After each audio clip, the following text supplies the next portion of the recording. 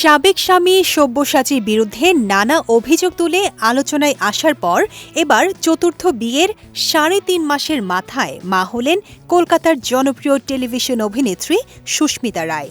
৭ জুলাই সামাজিক যোগাযোগ মাধ্যমে এক পোস্টের মাধ্যমে ভক্তদের সঙ্গে মাতৃত্বের এই আনন্দের খবরটি ভাগ করে নেন তিনি। কলকাতার একটি হাসপাতালে সন্তানের জন্ম দিয়েছেন সুস্মিতা। তবে নবজাতক পুত্র নাকি কন্যা তা এখনই প্রকাশ করতে চান না সুস্মিতা ও তার চতুর্থ স্বামী শুভাশিস দে। ব্যবসায়ী শুভাশিস ভারতীয় গণমাধ্যমকে জানান, মা ও শিশু দুজনেই সুস্থ আছেন এবং আগামী ৯ জুলাই হাসপাতাল থেকে বাড়ি ফেরার পরেই বিস্তারিত জানাবেন তারা। ২০২৫-এর ১ জুলাই সুস্মিতার জন্মদিনে তার তৃতীয় স্বামী সব্যসাচী চক্রবর্তী বিবাহ বিচ্ছেদের ঘোষণা দেন।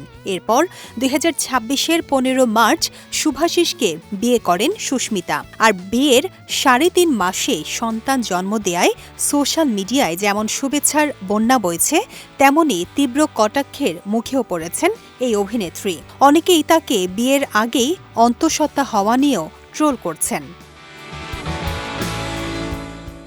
এর আগে সাবেক স্বামীর বিরুদ্ধে বিস্ফোরক অভিযোগ এনে এই অভিনেত্রী জানিয়েছিলেন ২০১৯ সালে তিনি অন্তঃসত্ত্বা হলেও সব্যসাচী ও তার পরিবার সেই সন্তানকে মেনে নিতে চায়নি। পরবর্তীতে সুস্মিতা এক মৃত সন্তান প্রসব করেন।